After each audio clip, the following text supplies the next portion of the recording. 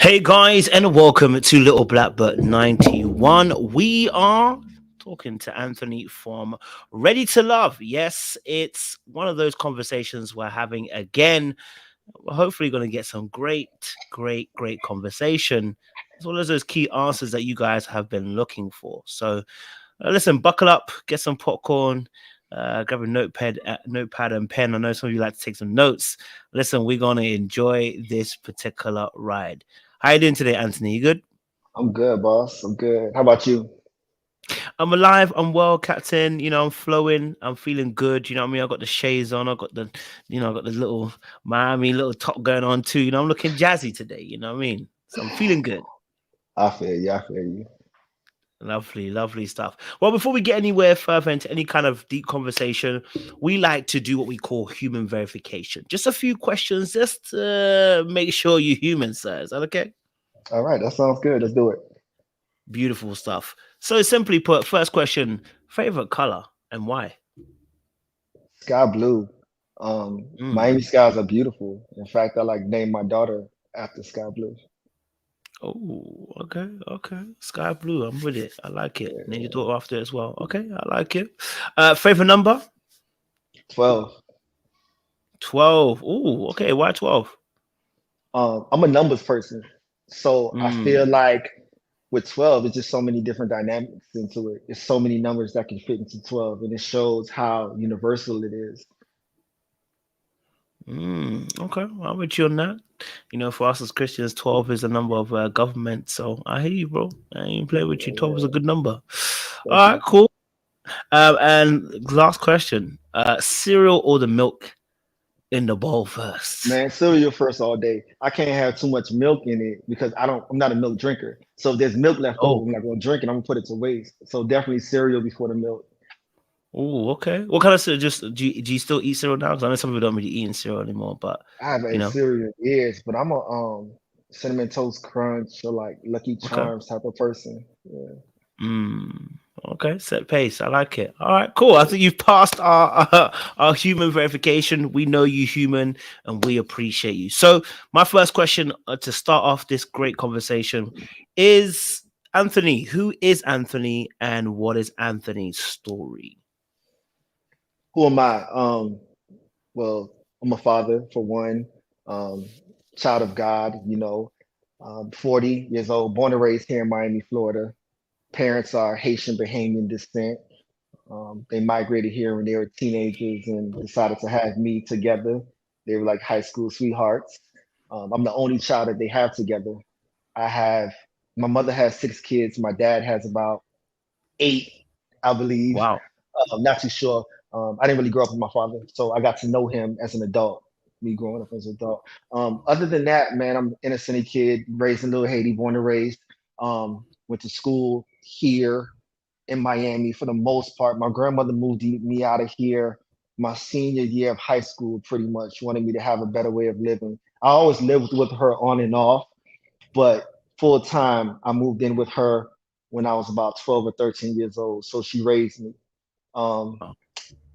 After high school, getting in trouble, doing things I shouldn't have been doing, I decided to just take myself to the military. I did four Oh years in wow. the yeah, I did 4 years in the army. Did about a year and a half, almost 2 years overseas in Iraq.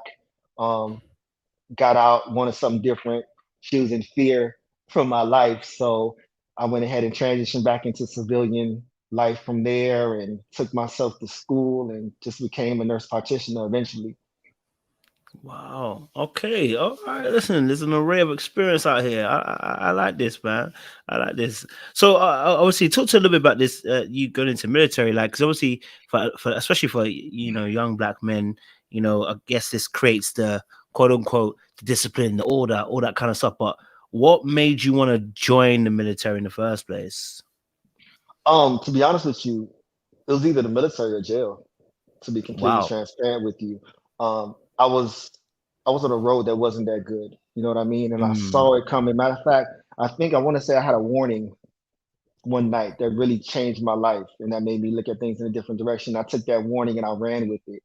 I ran all the way to the recruiter's office and I never looked back. Wow. Okay. The warning. What was the warning? Um, this life that you're living is not going to continue being what you think it is. So unless you want to end up in jail, pretty much, you need to change fast. Mm. So you're telling me you was a bit of a GANGSTA? Yeah, no jokes. But I, I look, I did things that young inner city boys do. You know what I mean? So it's mm, what you're used to, it's what you see. So you do it. You know. Let's okay. So obviously, I know obviously young. That's what young boys go into and everything like that. But what drew you into that lifestyle then in the first place for you? What was young Anthony looking for in that lifestyle? Guidance. To be honest with you, Mm, the only guidance that I could get at the time was from the young, older guys on the block that was doing what they were doing. I looked up to them. I wanted to be them. I wanted to hang out with them. You know, especially me being the oldest out of every child. Um, I'm the oldest grandchild, oldest child. So people were looking up to me. So I needed someone to look up to. So I looked mm. up to the streets.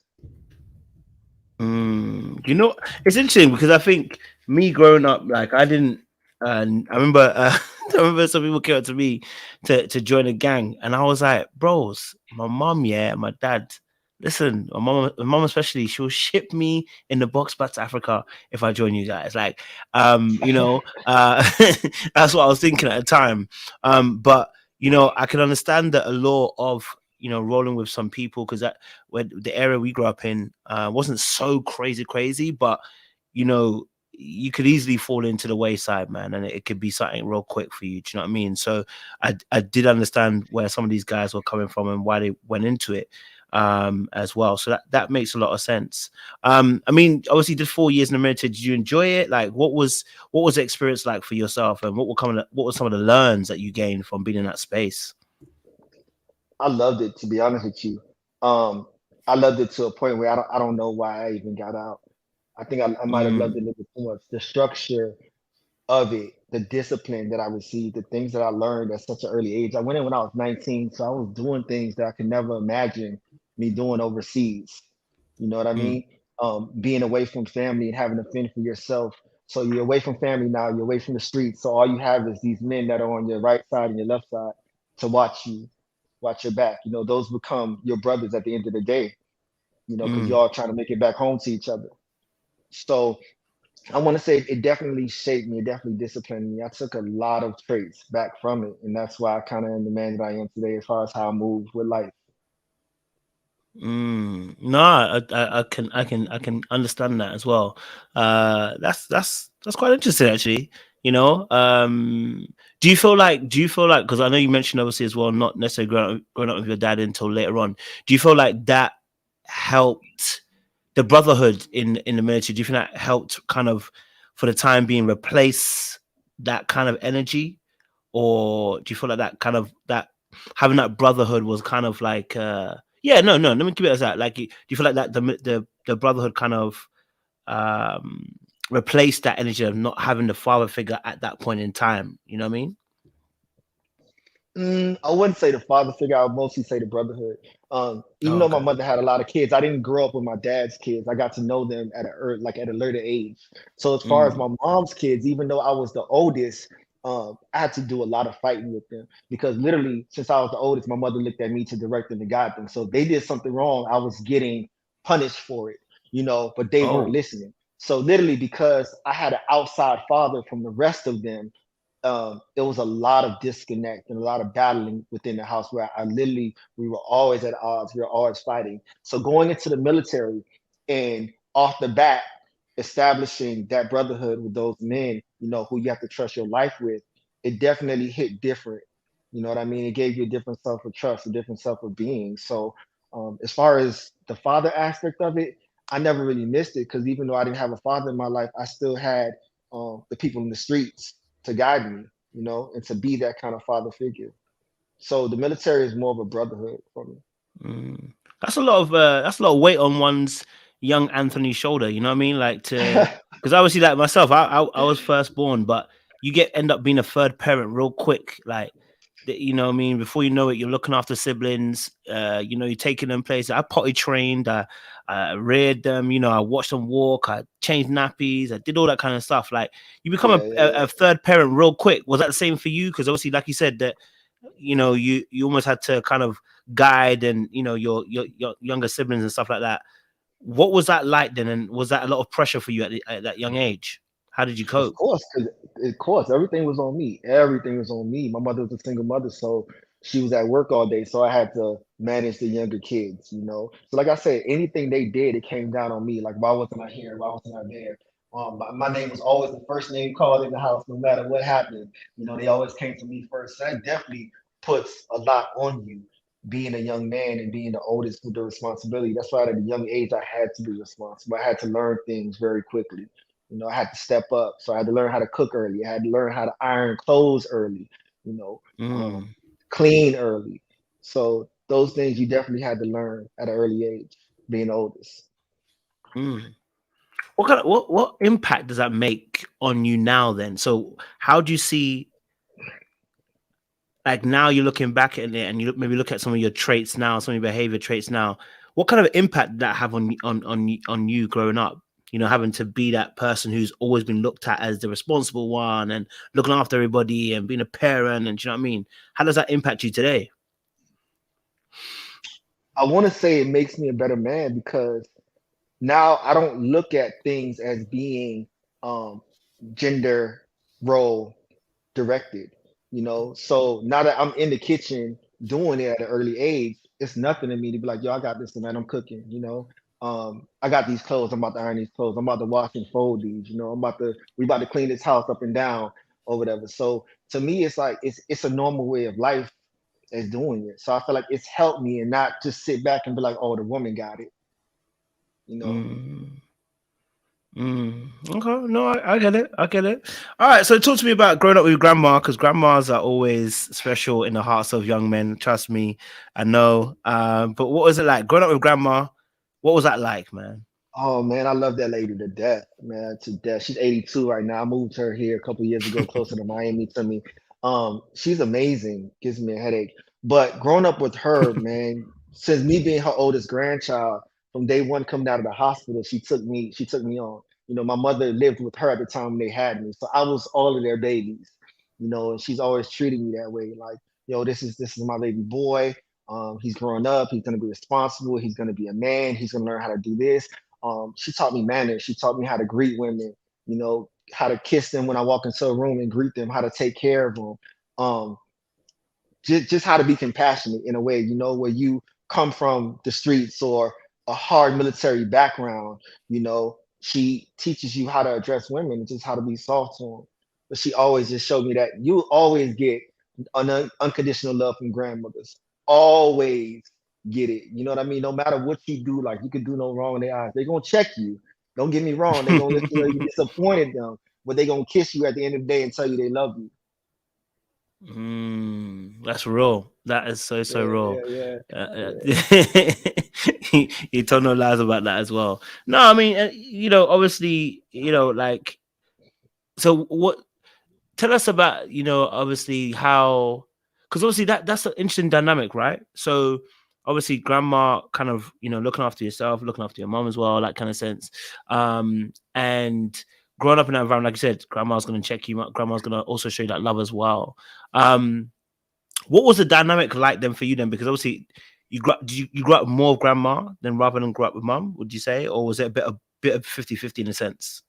No, man, my mother hates that actually. That I got more grandma than growing up with Yeah. mom. Like she hates that shit. I actually I call grandma mom. You know, like that's my Mm, mom. You know what I mean? She didn't have me biologically, but she took the role of a mother. Um, and my mother hates it, but it's all good. Mothers are not who birth you. You know what I'm saying? It's who I nurtures hate you, who it. takes care of you. You know, who does what they need to do for you, gives you that unconditional love. Mm. I'm gonna ask a question on that just to understand you a bit better, bro. Listen, What's up? what do you Go say? for Obviously, it. mothers are those who rear you. You know, now you're an adult looking back on it. What was kind of how would you describe what was happening in your youth that grandma was taking more of that role rather than, quote unquote, if I'm correct, the mother taking that role, biological mother taking that role? I feel like my mother was a young mother, so Mm, I feel like maybe, and this is just my observation, maybe she took some of the hurt from her not being with my father, and kind of took it out on me a little bit, where it was kind of like an easy transition for her. Don't get me wrong, that she loved me. Don't of get me course, wrong.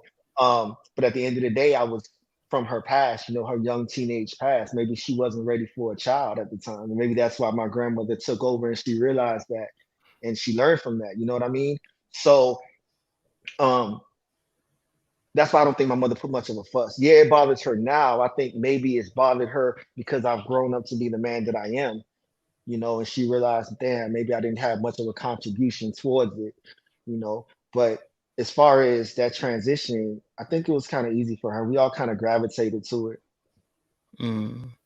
No, that's not easy, man. We talk about in the channel a lot. Even myself, I talk about my own perspective. How me personally, even growing up with two parents, mom and dad, still doesn't mean that you're absent from having quote unquote daddy issues. Because the emotional aspect that I needed in terms of my connection with dad maybe wasn't as strong as I required. And I notice how it affects me on a day-to-day basis.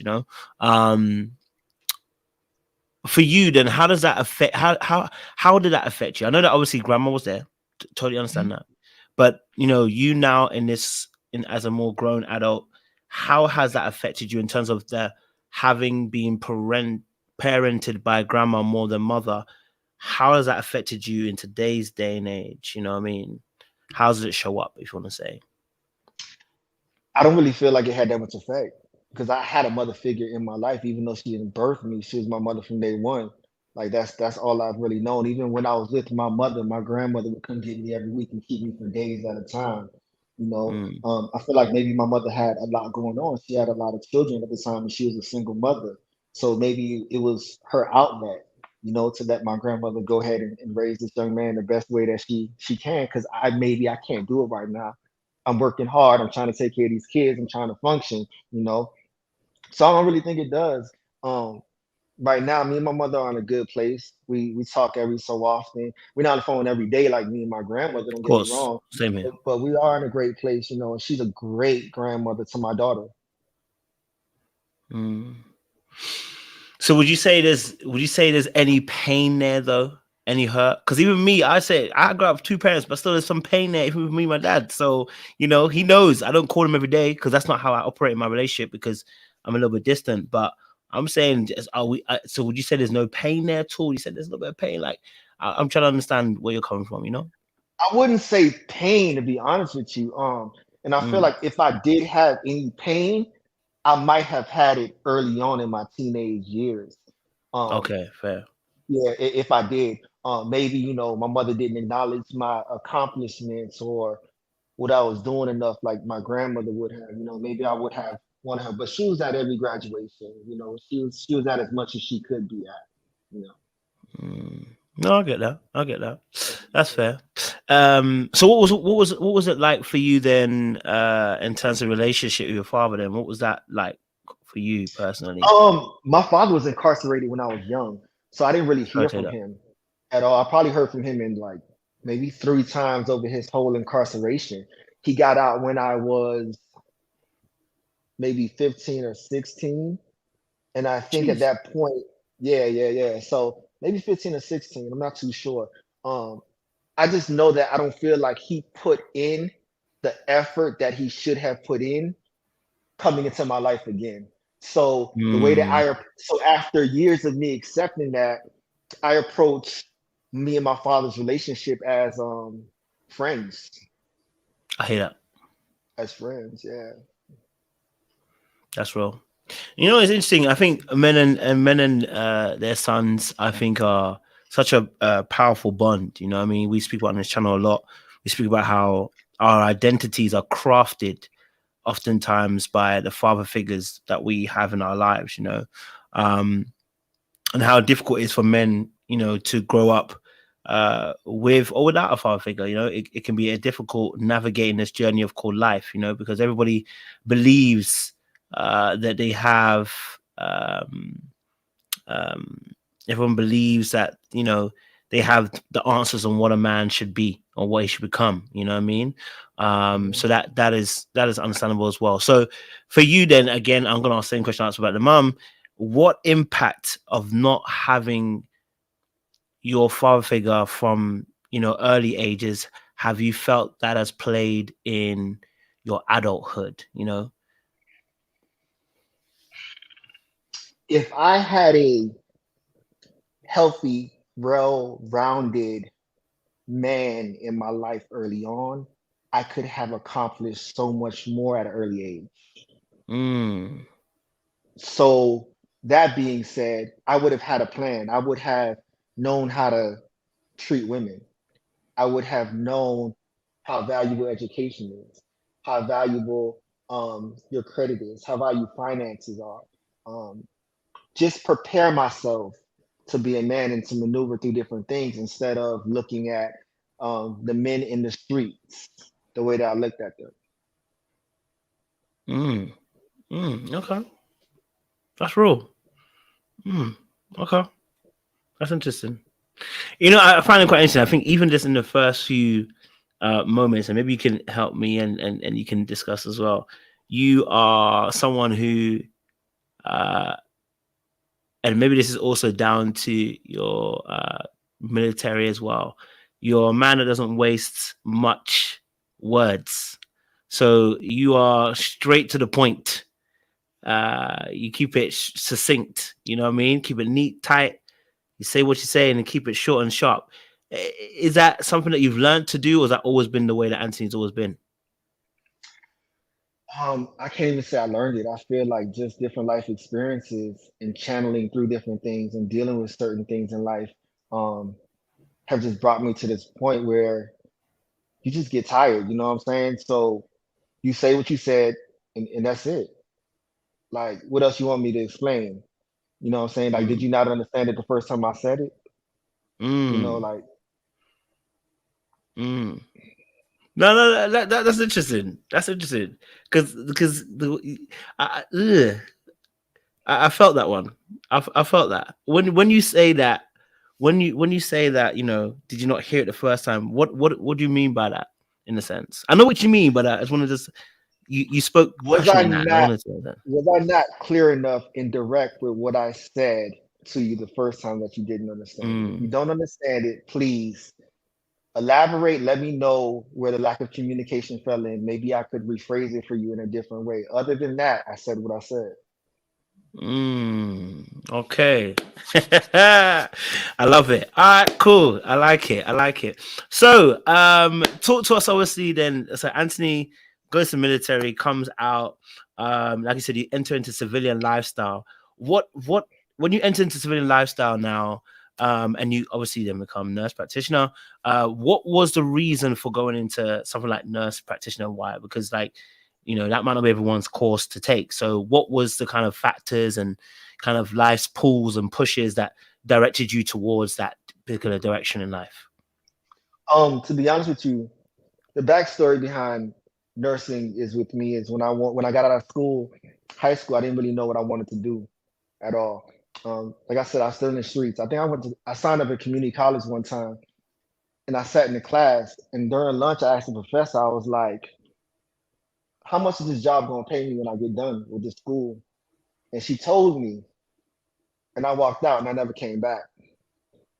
Cause I said, I'm gonna spend how many years here doing this and I make what doing what I'm doing now? This don't serve me. So like I said, when I got the warning and then I went into the military and I didn't get paid shit. Like nothing. Like you don't go to the military. You don't know seriously. Like you don't go to the military for money, bro. I think I was making like Mm, $432 or something like that every other week. You know, it wasn't nothing, but at the end of the day, they provided me food, they provided me shelter, they provided me health insurance. Like I didn't want for anything really, you know. So I took that for what it was. And when I came out, I then was like, yo, what am I gonna do now? You know, it's my life. So I went ahead and said, you know what, let me try to go be a firefighter paramedic. So I went ahead, got a certification for that, and I ended up working in the ER until I got a firefighter job.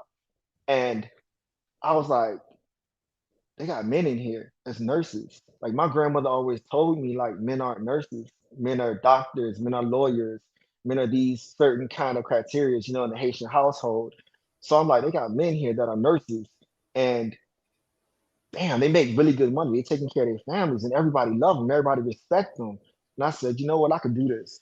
So I started looking up the different classes in order to go to nursing school. I did a 2-year program at first that was pretty good. And to be honest with you, I had already set my sights. I'm like, you know what, I'm gonna be a flight nurse. I'm gonna stop at flight nurse and I'm gonna keep it moving. And then I ended up getting into nursing school, finishing in 2 years, jumped in emergency room after that, and then I went to a ICU. I ended up being a flight nurse a little bit under 3 years, which was my goal. Um, from then, I thought I was done, to be honest with you, with my education, my career. I said, I'm gonna just do this the rest of my life. I'm a coast. I had this little girl, and I realized how dangerous it was and how much time I was spending away from home in the air. So I said, damn, what am I gonna do now? So I had to reevaluate my situation. I was actually gonna leave nursing because I was like, this bedside stuff is just getting to me. Healthcare is not what it used to be. Mm. And then I ended up just deciding to advance my career and be a nurse practitioner in critical care. So it's been great since then. I'm glad I made that decision. Wow. I hear you. Listen, look, I get it, man. The direction in terms of nurse practitioner, there's a lot of money in it, man. You know what I mean? Ain't no joke. So, Yeah, I do pretty well. I'm not complaining. I do all right. hmm. No, I hear that. I hear that as well. Okay. So when you were younger, was there any other? What was your dream? What was your dream? Like like did you have a dream job, dream that you wanted to become something? Nah. I had none of that, man. I didn't have any aspirations for education, to be honest with you. I barely went to school. I barely went to school, man. I would try everything in the world not to go to school and skip school, to be honest with you. I hated that shit. Why? So I just hated it, bro. Like, um, just being in the hood and being in the ghetto, like education just wasn't that important. I never had my mother preaching, oh my gosh, one day y'all gonna go to college. Um, one day y'all gonna do nah, my mother to us was like, oh, get a trade when y'all finish high school and do something with yourself. Just make money to pay bills. That was her mentality. It never was go to school, get this Mm, education, do this, be bigger, be greater. Like we never had that. You know what I mean? So going to school and going to college. And it's like, now I love that shit. Like I love education now. So I never had any aspirations. Oh my gosh, I'm gonna be this when I grow up. I'm gonna be this when I grow up. No, I was good where I was. That's all I knew was what I saw outside my window. that's quite an intriguing prospect. That the vision is like you said, all you knew is outside your window. That's it's a very almost it's very limiting in a sense, but it's what you knew at the time. It was my reality. You know what I mean? So if your reality is limited, what you see outside, um, that's what you're gonna look forward to. Hmm. Hmm. It's intriguing. I'm very much intrigued. Hmm. Okay. No. No. I'm definitely hearing you on this. Okay. I'm seeing. I'm getting on to understand where you're coming from as well. So I think that's what I wanted to get. Okay. So after you like I said, you end up going into nurse practitioner. But before we talk about that, let me I said before that, let me schedule from there. Um, you're growing up, us as young men, you know what I'm saying? The opposite sex, the gender, they call them women. They're an interesting bunch, I guess give us a bit more insight in terms of obviously when did you start dating? When did you start, entertaining the opposite gender? Because obviously, like I said, you're looking at outside the window, you're not seeing much aspiration, but is the ladies involved? Are the Man, I had ladies the involved biggest from crush. early? I had a biggest crush on this girl, my neighbor, when I was 10 years old. Like Mm, biggest crush on her. Like I used to try to go to all the house parties she was at. Um, cop little dances with her, dance comp out. Like that was my dancing partner from early on. She's Um, compa, yeah. Mm-hmm. yeah, she was like 2 years older than me too. Yeah, it's crazy because I ended up linking up with her like in high school years later on. She didn't see me when I was 10, but she saw me when I was like 16, I think. But yeah, it started around that time, I want to say. Mm. What would you describe that you were like? And what actually no, let me say this and I can previous the question. When was your first real relationship then? When was your first real relationship? I want to say probably 18 years old. My Mm, first real relationship at 18. mm. At that age, how did you view women then at that point? I've always had respect and regard for women. Always. Um, I think with me, I'm so tunnel vision at times where Mm, even though I had a girlfriend and even though I had a respect for women, um, I always just stayed focused on what I was doing, whether it be my street activity or my military activity or whatever it was. I just always had tunnel vision towards it. Not to say I put women on the back burner, but that first relationship it was such a new relationship. It was so young, so fresh. Neither of us knew what we were doing, and that lasted for a minute. Up into my military career until my probably late 20s. They were the same person. So I was in a long relationship early on. mm. Would you say that first relationship was that your first love, or did that come a little bit later? I'll give it that. I will give it for all the shit that for all the shit and dumb shit that I did. I had to be in love with her. I did some dumb shit.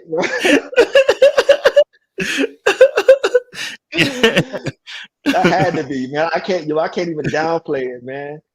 Yeah. Yeah, yeah, yeah. That first love is not a joke, bro. Listen, I've been telling people, listen, I've done some mad things. That first love, bruv, I ran from my house to house naked, bruv. I was doing mad things. I was just crazy, bro. I was just crazy. I wanted to prove That's that I love love this right there. person. You know what I mean? That's Yeah. love right there. Yeah, I had yeah, that yeah. spirit, you know what I mean? Hey Like man, for you that huh? if you Go don't for do it, man. crazy shit for a woman, man, you don't love her, bro. You don't love her. Hey, you ain't telling lies. I won't run naked next time, but I definitely hear you. We need a little bit of craziness with you. So, like, what was that relationship like then? That was the first kind of relationship, first love kind of situation. What was that like? Tell us a little bit more about how you experienced that relationship, you know? That shit was crazy, man. We both were unexperienced, and I feel like um, with both of us being unexperienced the way that we were, it led to our downfall in a way. It led to a lot of curiosity outside the relationship, um, a lot of learning. Because literally, when you're young and all you know is one thing, and you grow up with that one thing, you always gonna be curious of what else is out there. Mm. Mm. Do you feel like that relationship kind of expanded your viewpoint at all? Do you feel like it expanded your viewpoint at all? As far as what? Worldview? Because you know, like women have a very interesting way of looking at the world. You know what I mean? At all ages. You know what I mean? Like my first love opened my eyes a little bit more to maybe being a bit more emotional. Opened my eyes to my ambitions, some of my goals, like what do I actually want to do. You know what I mean? Like Man, my it my opened my approach eyes was up. different. It opened my eyes up to realize people ain't shit. That's what it really opened my eyes. Like to be honest with you, people ain't shit. Like that's what it opened my eyes up to. Like to be honest with you. Oh man, the stuff that girl put me through, damn, yo. What? Talk to me, bro. Listen. I got my Yo, stories, bro. at a young age, man, it was like, damn, you was that curious? Damn, because you gotta remember too, um, I was in the military, so I was gone a lot of the time. So man, she was living her best life, like she wasn't in no kind of relationship. And in the Damn. military, they tease us about that shit in training.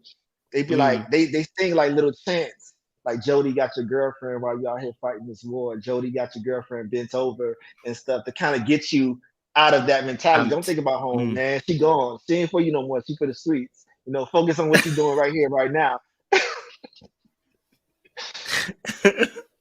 Did that make it harder with that kind of stuff that because obviously look, that for real, it's distance is not easy. So especially if you're elsewhere, like did that make it harder to really stay in tune in the relationship then? So when you have that opposite energy coming that way, of course it's banter, it's jokes, but does that make it that much harder to stay in tune, stay in love, and stay connected in the relationship?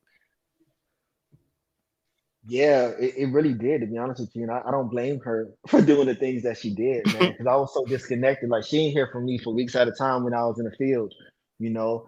I would take time to write letters back when I got them. Um, so it was hard, and I had to think about myself while I was out there. I couldn't think about home. I had to think, like I said, I had to think about what was in front of me right here, the man to my right and the man to my left, and for us to make it back home. So I couldn't really think about a relationship or how often I was running to the phone to call somebody or writing letters. you know. So Mm, so I assumed that made it pretty difficult on her end as well. That's why I was very forgiving and gave a lot of grace when I came back home and realized a lot of things had transpired. I was like, well, it's kind of like you were single out here in these streets because I wasn't here mm. for you mentally, physically, emotionally, or anything. So you had to do what you had to do. I mean, that's real. I mean, I definitely hear you.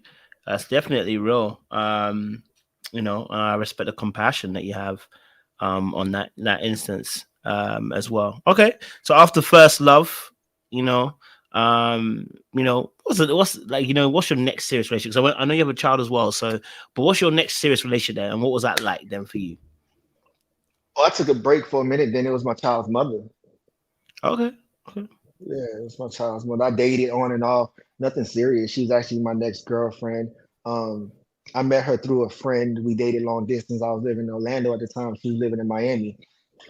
Um, and I think it was me trying to do something different that I never did before. As far as she's a different type of woman, than I had been encountering. So I took that chance. It worked out for me. She was a great woman. She definitely supported me through my traveling, through my career. She didn't have any kids, so we definitely had those conversations about it. So yeah, she was the next one. Mm. So when you say like she wasn't your the usual, I'm guessing I'm guessing you have a particular type. You you would pick up on that shit. You would pick up on that. Yeah, yeah, Tell us about yeah. this type, Anthony. Huh? What kind of type we talking about here, sir? Hmm? I don't have it anymore. I've evolved from That's types, okay. but previously I liked thicker, Big um, booty Judy. figured women, nice figures. I couldn't really do Mm, slim women back then or whatever it was. okay. Um, so I definitely had a type back in the days. Okay. Nothing wrong with that at all. You like thicker, curvier women. You and me both, Yeah, bro. yeah, yeah. Yeah, you too. Yeah. Yeah, bro. Listen. Yeah. Like them dick. Okay. Like them dick. You know what I'm saying? The Yeah. bunda. You know what I mean? Need a nice little bunda. You know what I'm saying? Coach don't like the Yeah. bunda. I would like the bunda, sir. We like the bunda. You know what I mean? The You bunda's like the got me to bunda, several man. troubles. The bunda is You're a bunda good. man. The bunda is good. It's God sent. It's a godsend. That's all I Got can you. say. So no, I get it. Okay, so you had a physical type. Did she meet your personality type then? Was that your usual personality type or usual kind of person? Because I see you as obviously a deep thinker, intellectual. I said this to you before on the DM, so but I see you as a more deep thinker, intellectual. I see you as somebody who likes who's calculated, who thinks before they do, before they say. So, like for you, like, did she meet that aspect of of you as well? She did, and I think that's why I gravitated to her. And I said, let me give this a chance, because Mm, mentally, career wise, ambition wise, she was there. Like literally, we were on the phone um, all the time talking about different things, different aspects of life, different places we want to be, what we were doing to get there, our aspirations, our goal. Like we were there mentally. Like it was never a dull moment in conversations. Then on top of that, too, she approached the situation on a standpoint, well, I'm going to still live my life and I'm going to allow you to live your life. But we are also going to mesh together as well. meaning I'm not going to be sitting here under you all day long, clocking you, Mm. trying to figure out. She made me see like, look, I'm about to do this. I'm gonna accomplish my goals as well. I'm gonna get it by all means as well. So yeah, you are my dude. Yeah, we're talking, we're dating, whatever we're doing. But I'm still gonna travel with my friends. I'm not gonna hold back because I'm getting to know you. I'm in a relationship with you. That's how she approached it, and that's very attractive. So is that how you usually like your relationship? Because obviously everyone has their different styles of why you like that bit more independence. Everybody can feel free to do their kind of things. That how you like it in that sense. Um, so to say, yeah, I definitely love a woman that's independent, not to Mm. say you have to be independent in every aspect of life because I'm still gonna take over as a man and come in, but a woman who's not just sitting there all day waiting for a man to ring her phone still has a life of her own. You have to know how to have a life of your own. You cannot be so consumed and wrapped up in one person. I I hear you. don't personally like that way of life. You know what I'm saying? So No, I definitely hear you on that. And I definitely second that myself. So, um, I think it just helps. Everyone should have a little bit of their own hobbies and goals that they want to achieve and stuff. exactly, exactly. Keeps them away from idle hands. Okay, yeah, no, I get it. So, okay, so what then? Because she sounds amazing. She sounds great in every compound, every way. What happened? So what happened? Why? Well, I can't even say actually why, but let me say, what was the reason for the demise of the relationship? So interesting. Um, we had our daughter. She's never had any kids. I've never had any kids. We pretty much hit the ground running. We were two people that didn't have any children. We had this beautiful little girl that we didn't know what to do with. So what do?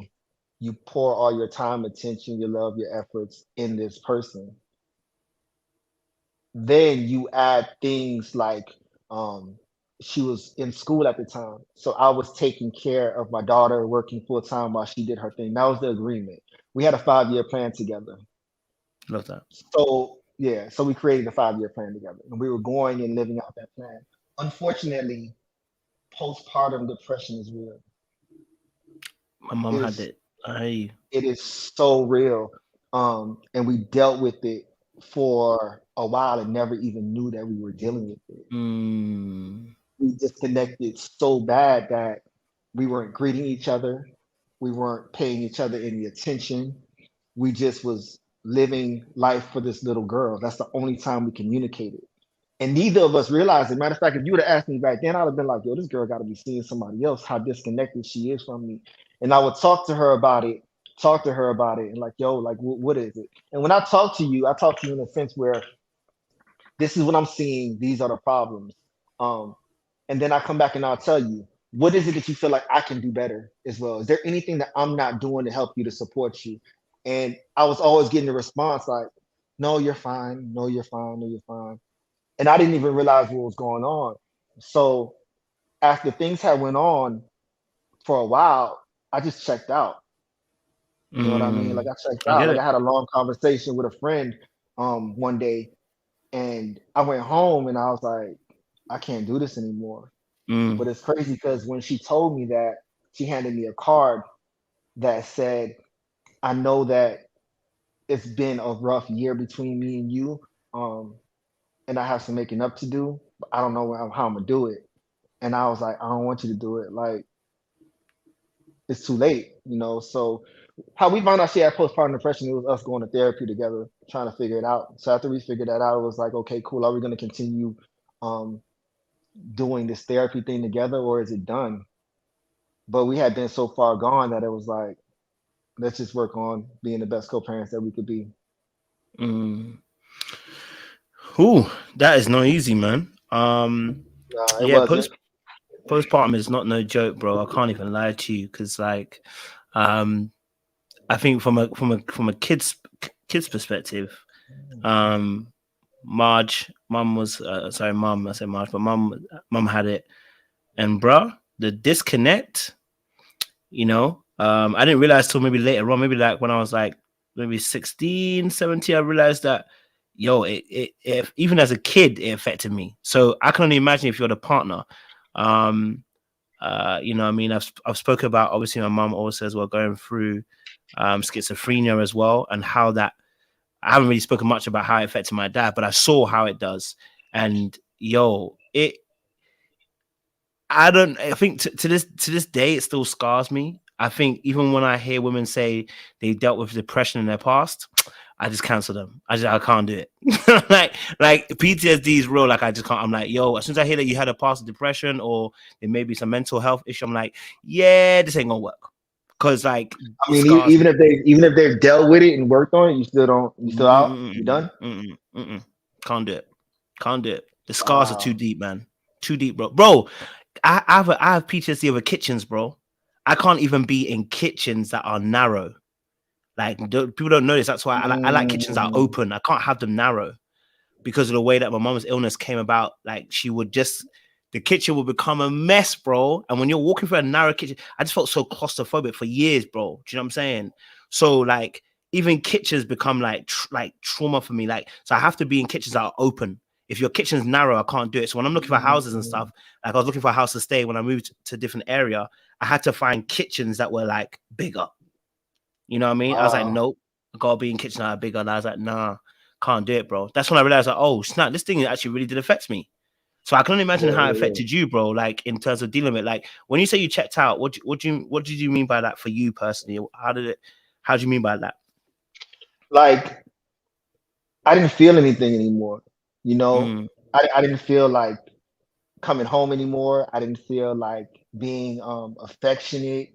I just felt like I was a robot. Like I was coming home, I was doing what I need to do in the house, taking care of mm, this child, and we were just coexisting.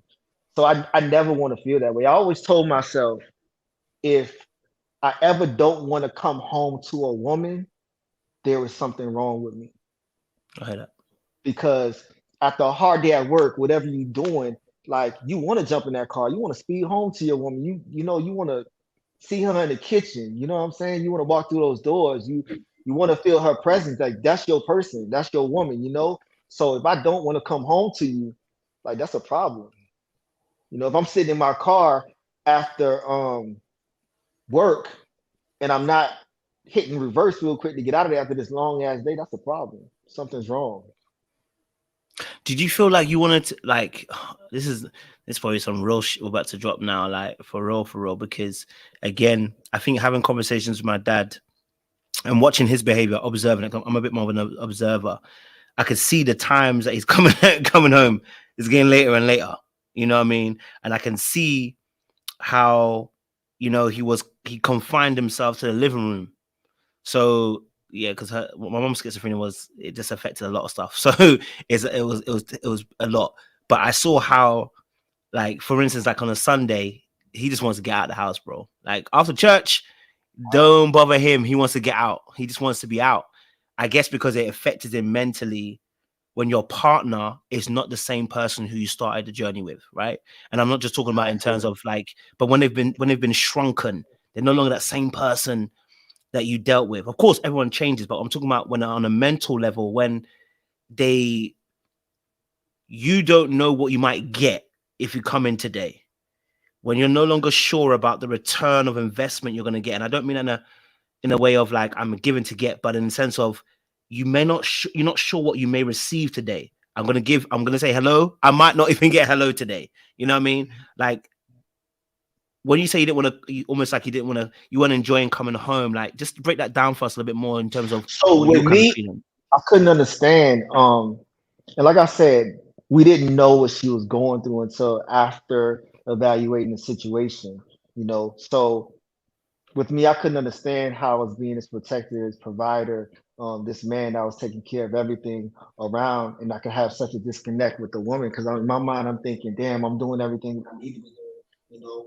I'm talking to you, I'm catering to you, I'm taking care of my child. Like literally, I'm doing everything I'm supposed to be doing. So where's this disconnect coming from? So the fact that I didn't realize what she was going through makes me so much more aware that if I ever am in this situation again, I will attack it head on. I will ask the questions that need to be asked, and I'll try to get to it before it gets worse. If you don't know what you don't know, literally. I was a single man that had my first child. how was I supposed to know about postpartum depression? This is what I'm saying. Yeah, I You know, agree. like you don't know. Like I know about regular depression, I know about other things, but I didn't realize how a woman that could pretty much um be in a amazing what I saw was a good situation for having our first child could have gone through this, and I didn't know, you know. So now looking at it and knowing, I will be more cognizant of it later on. No, and bro, listen, I'm not judging you at all, bro. I'm almost utilizing this moment because I think, it's one of those hardest conversations, bro. You know what I mean? To have, because I remember the disconnect that I was feeling as a kid. So I can only imagine as a partner the disconnect. You know what I mean? Yeah, it's Um, real. It's like real, people, man. it's real, bro.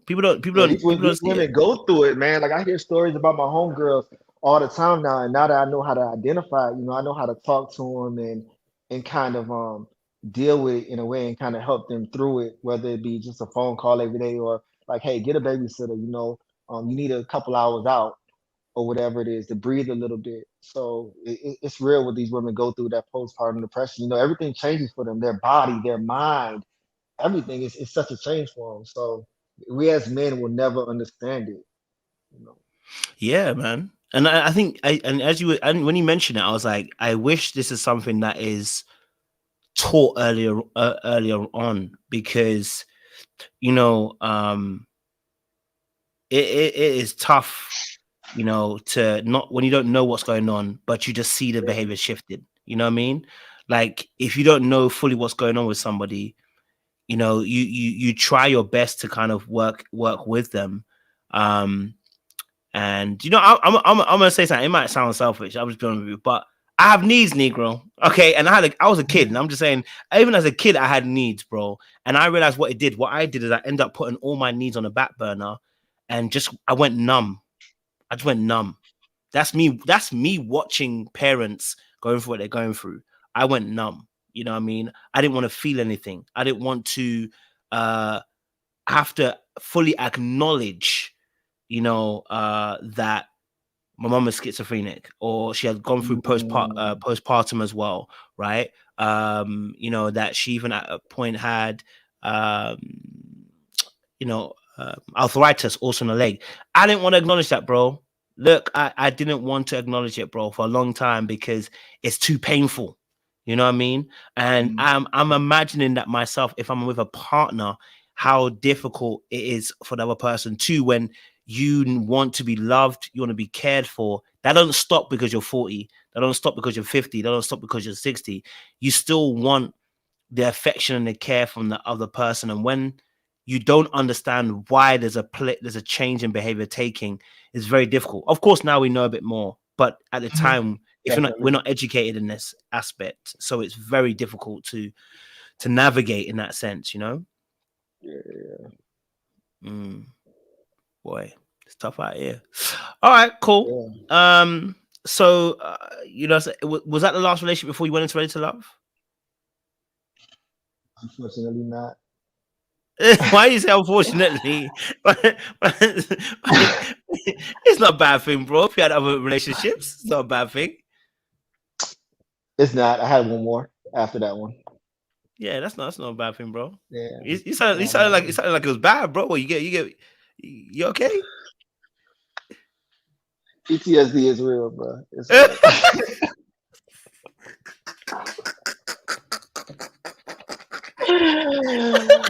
Oh man, this is real.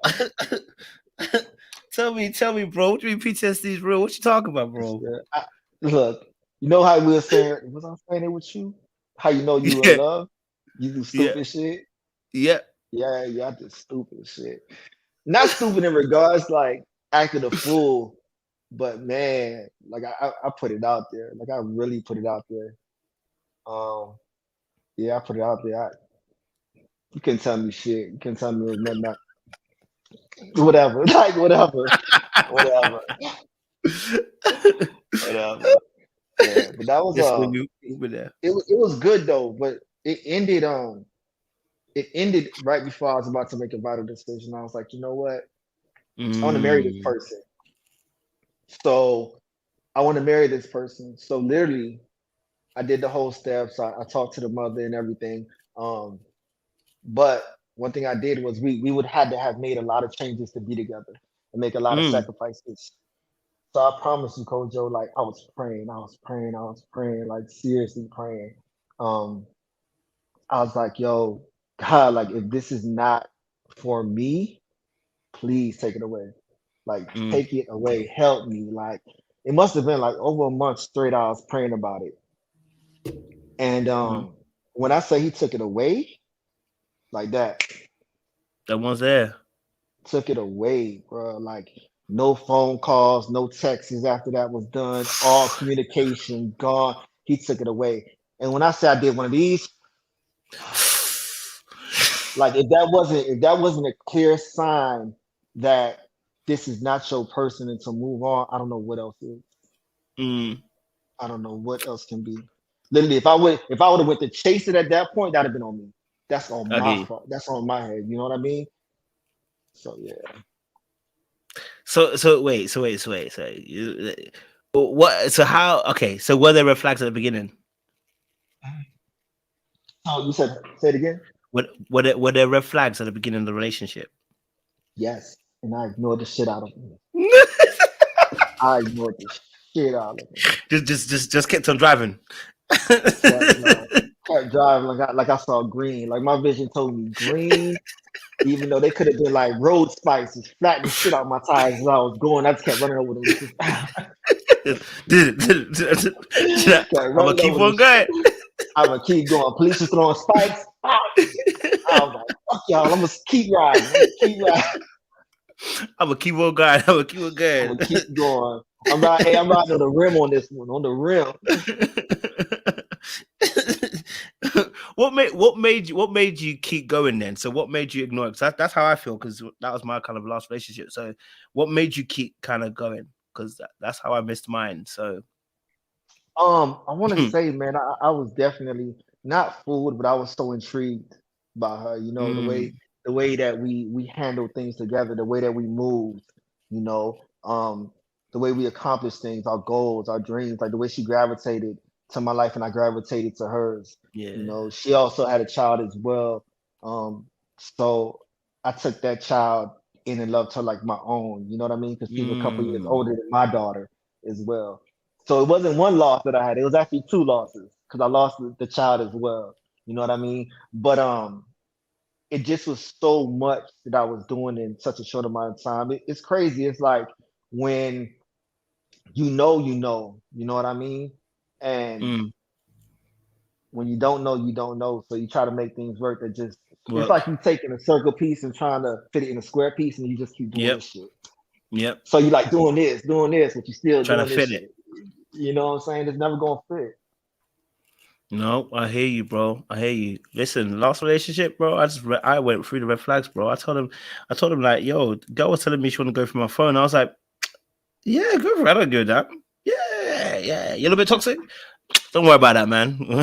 We'll handle that together. You know what I mean? Like I was Yeah. ignoring these red flags, bro. Like I just felt like my goodness could always overcome the toxicity. You know what I mean? I just always told myself like Mm, me being good, me being quote unquote morally superior, it will always overcome this toxicity. Me being totally honest will overcome the insecurity. Me being, a kind person will always overcome the insecurity. Like, and bruh, yeah, it didn't take long before I can hear the sirens coming. You know what I mean? And I was inundated with madness day after day, bro. And yeah, it was fun though. Well, it lasted, but it was crazy. So, I totally hear you on that. Okay, totally hear you on that. So, for then, obviously, then you then choosing to go ready to love. What made you go to ready to love then? Because look, I don't think you're short on finding women, bro. If I'm honest with you. So, what took you to ready to love? that's a good damn question. So after a while of just not doing nothing, just living my life, chilling, um, my friends are just like, "What are you doing?" You know what I mean? Mm, You got to get out there. You got to do something. I'm like, "Yeah, yeah, yeah. I'll get to it tomorrow. I'll get to it next week." Like, "Yeah, yeah. I'm outside next weekend. I'm outside next weekend." And here go an excuse.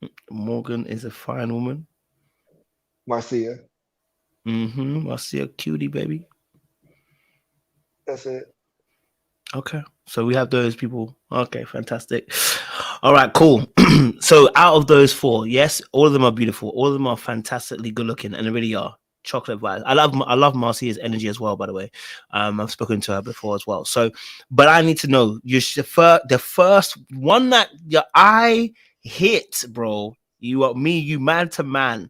You get in there. You know, there's one that's going ding ding ding ding ding. You know it's saying something to you, bro. Yeah. Which one is it, bro? I'm gonna push you. Can't be out of the four. Which I'm not one? gonna fight you. I'm gonna keep it 100. We're gonna get 10 inches. So let's do it. Morgan off top. Okay. You know what, brother? I respect that. You know what I mean? You know, we have similar tastes, and I respect that. You know what I'm saying?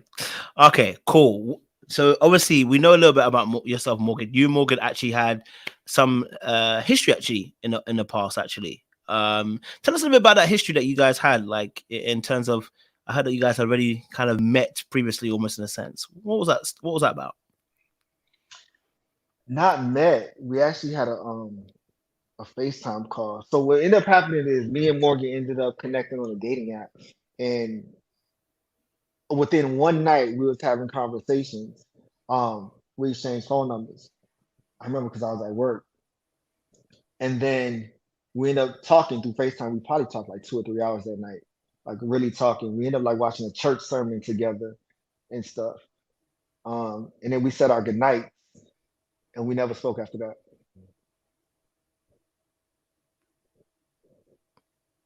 Nothing.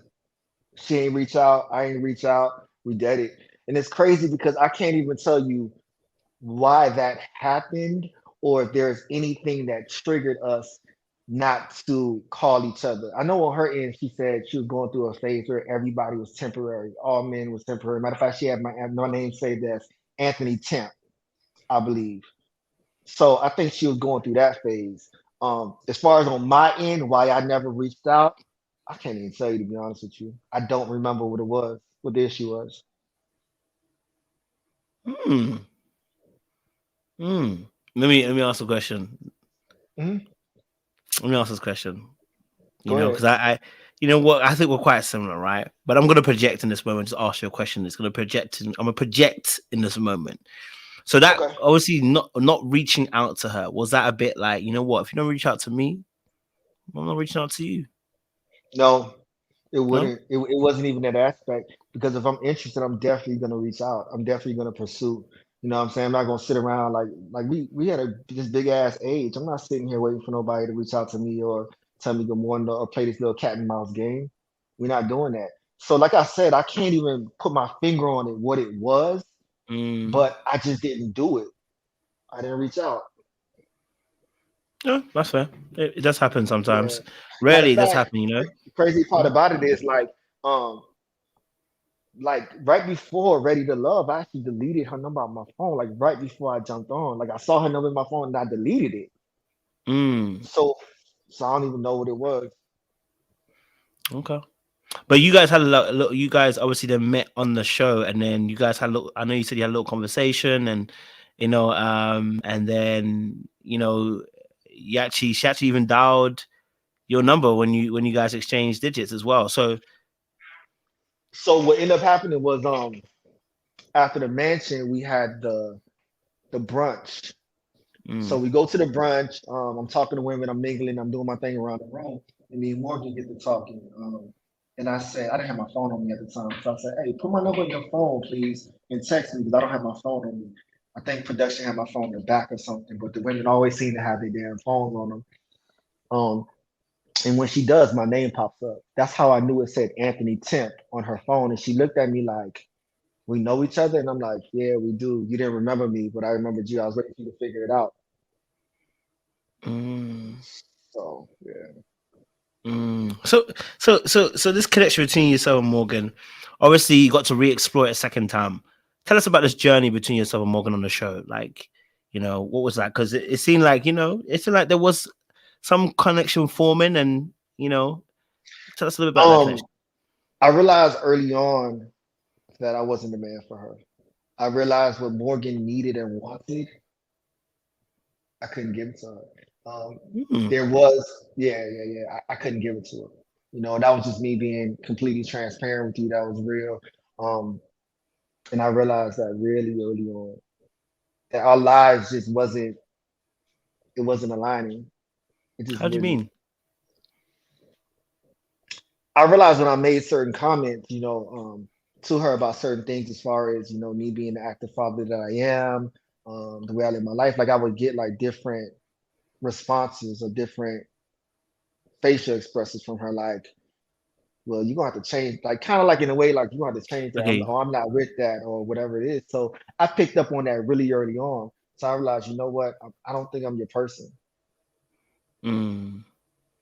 And then there was a Oh, oh. situation, there was Mhm. a situation that I had, I remember it like yesterday. Um, we were, I think I had just spoken to Morgan the day before.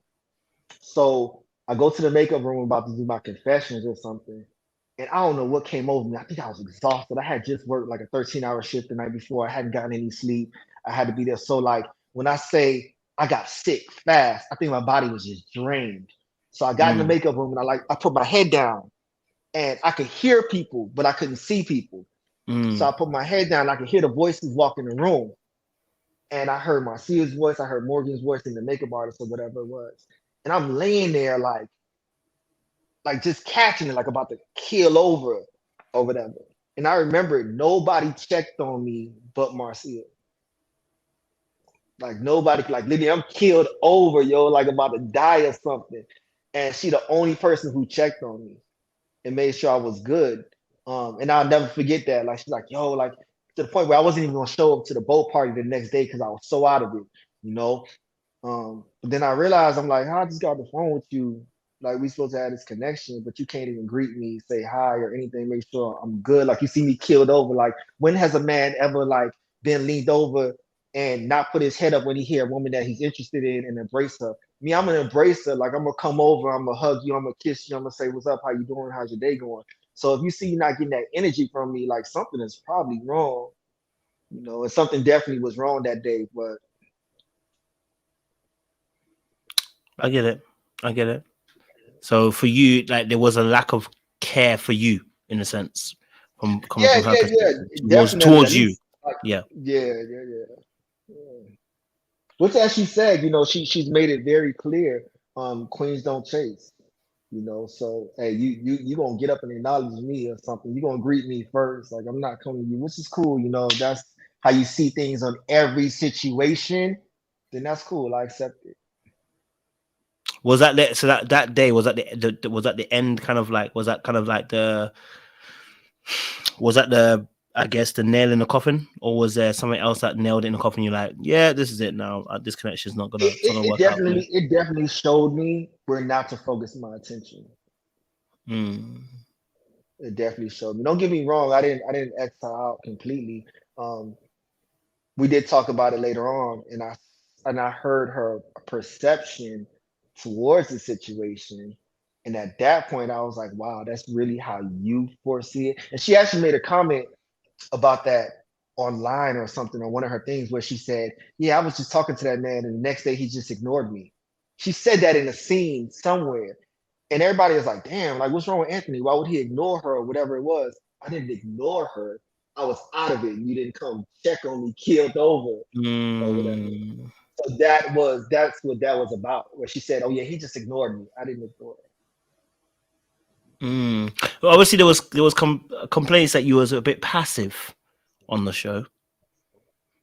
How would you him." describe your behavior on the show? Because So they would say you're I don't go, passive. So I don't go after what I don't want. Like point blank. Like just because there are options out there, don't mean that they're optional for me. You know what I mean? Like from day one at the mansion, I just told you who I was interested in, who my eyes were on. So me entertaining anybody else would have been a waste of my time and a waste of my journey when I know it wasn't going nowhere. okay, I that's don't, fair. yeah, I don't need to sought after every woman that crosses my path. I just need to sought after the woman that I find interesting. Okay, no, I'm with you. I'm with you. So obviously, but a second complaint that was made by the ladies was that no one really kind of knew where they stood with you. Well, at least let me say Suan made instincts towards that. I think Marcia kind of hinted towards that, not really knowing exactly where they stood with you. So, not necessarily knowing, you're not necessarily stamping your approval and then saying, yes, it's me and you and where we stand with it. You know what I mean? So tell us a little bit about that. Do you agree with that statement in that sense? Yes and no, I do. Okay. Marcia was definitely justified with saying that. Marcia did not know where she stood with me, but I will say that's because I didn't know where we stood, to be honest with you. I knew that I had an interest. I had known that she had an interest because we had a slow start. At the mansion party, we realized that we had a slow start. Matter of fact, when it was all over, we said, hey, we didn't really get to talk. Let's make sure the next time we see each other, we make sure that we have this conversation. And we did that. You know what I mean? So we had that conversation. But I feel like there was just a huge disconnect. And when you come into the situation and used to a certain dating style, and you pretty much are introduced to this kind of dating style, it's hard for you to grasp it. So to say the women were used to, let's say, a man buying gifts or getting flowers or doing this or doing that, as a man should when he's dating a woman. Unfortunately, we didn't even know who we're going on dates with. So it's hard for me to determine how I'm going to court you if I don't know who I'm courting. So as far as Suan goes, I realized early on where Suan was headed. So that's where that goes. I knew what my interest was, and I definitely was putting the work. I was definitely calling, I was definitely texting. She's a very busy woman. So at times I'd reach out to her and I wouldn't hear from her for 48 hours, which is cool. I know her life. She's very busy. Um, so with that being said, I can't sit here and tell you where you stand with me or that I like you or whatever it is when I can't even get a phone call or text back in a certain amount of time. So are you saying, so I just want to make sure I heard correctly. So you're saying there was some times where there was a slow response from Suan, and you mentioned 48 hours. So Of you're saying that's course, what, she's oh, because we've laughed about it. We've laughed about it later on. That's why I could put that number out there. You know what I'm saying? So we've laughed about it. We've chalked it up. But you got to understand who you're dealing with. Suwan is like top notch out here in this community, like I doing work. agree. So she's who knows how many text message, phone calls, whatever is coming across her phone. You know what I mean? So like I said, we laughed about it. We chalked it up. But early on, um, I knew where she was. I knew where she had gravitated to. So it's like I'm not gonna fake the funk. When you say earlier on, you knew where she was gravitating to. I'm assuming you're talking about the fact that she had more of an interest in Blake. Is that what you're discussing, or are you just Yeah, saying, yeah, yeah, yeah? definitely, definitely, yeah. And did she tell you that, or is that just something that you observed? So let me tell you how I observed it, since you want to say that. So you got to Mm, remember, I had a date with Suanna at my house where I cooked, we talked. Which, yo, that pause that they put on there, yo, that shit was so edited. That pause was not that serious. It really wasn't. For me to have that last pause and automatic go, so let's go dancing. Like, yo, that was so crazy how they did that. Um, So the next day, after me and Swain had that conversation, we go on a triple date outside in the field or whatever it was. Mind you, I don't know if you remember, that's where they had the scene. They had their first kiss, and they was like, "Oh my gosh!" And they walked away saying, "Oh yeah, we go together," or whatever. I literally was standing 5 feet to the left of them, hearing and seeing everything that was going on. So it's like I'm like, okay, cool. This is what's going on. Yo, y'all locked in now. Y'all chose each other. Like it ain't no, and I'm not. I don't ever want to step on nobody's toes. You know, if you connecting with somebody, I'm not gonna sit here and put up a fight. Like that's not what we're here for. We're not here to compete with tug of war with nobody. Like, yo, if you find your person, this is what you came here for. Like, you know what I'm saying? We couldn't do it in the streets. So me knowing that and seeing that and understanding that, I knew where we stood early on. It just got drugged out more than it needed to be dragged out. mm. Okay. I mean, did she ever tell you that she wanted you to, I guess, fight a bit more and show a bit more interest so she could consider, you two? Just wondering. Not directly. We had different conversations. Suan is actually a person that I had the most dates with, to be honest with you. Mm, I had the most dates with her. So with that being said, we had a lot of deep conversations. A lot. Um, and it was timing, hey, me not being aggressive. But like I said, I'm not going to be aggressive with you or put on this front where I know where you stand. If you're not being direct or transparent about where you stand, that's on you. But I know where you stand. I see where you stand. We dating all each other. We know what it is, you know. So Okay. No, I hear you. I hear you. Whilst we're still at the house, let's talk about this Matt. Let's talk about this Matt, Anthony. This Matt, because it had the streets on fire. Had my panelists looking at you like, you might be a little bit gay. I'm just gonna be honest with you. I ain't gonna lie to you. We spoke about this before as well. I spoke about this with you in the I might be a DMs. little what? I'm sorry, repeat that. Some people were thinking that you might even be gay. I'm just gonna be real with you. Some people even thought that. There was comments about it, That because of that the I Matt. might be gay from a Mac. So Yeah, the Matt was a big thing. So talk to us, bro. so that's pure ignorance, to be honest with you. Mm. That Matt is actually from a song that Roddy Rich has that I listened to a lot during COVID. That Matt has nothing to do with any kind of homosexuality or anything. So that's a very ignorant mentality that I have, to be honest with you, especially if you don't know where it's come from, you know. Um, it's not like I'm sitting here twirling my fingers, calling women or this, that, the B word or whatever. So that speculation is just pure outrageous and it's ignorance, to be honest with you. I probably wouldn't even repeat that in public. Mm. Okay. All right. Like you said, there's a lot of things that were said that during that case, so that's why I had to bring up so you can actually address it. You know what I mean? So I know we spoke about it in DMs and that, but I thought that as a question that the audience were looking to ask. You But you know, know what, the audience, people always got to find something wrong with something. mm, Something like they can never focus on, damn, this black man is doing it, he's accomplished, he's doing this, you never get the positivity 100%. So you always gonna have the naysayers, the little 10% that have to put their input in it and find something wrong with something. They wouldn't be people if they didn't. fair point. I ain't mad at it. You get me? I ain't mad at it. All right, cool. So obviously moving on from then Suan. So Suan's down. We've got Morgan down. Um, and um, we got Marcia as well. I know it was a bit of a connection for you as well. Tell us a little bit about, because you said obviously Marcia might be the only one that didn't really kind of know um, about the situation. So tell us what was your journey like with Marcia? Tell us I didn't get your enough journey. time. I didn't get enough time with her to build that connection. You know, I definitely can admit that. And when I did get the time with her, I allowed it to just allow her to foster into her other strong connections that I knew were strong. So I kind of eased back a little bit because I wasn't there when it first started. I wasn't in the running.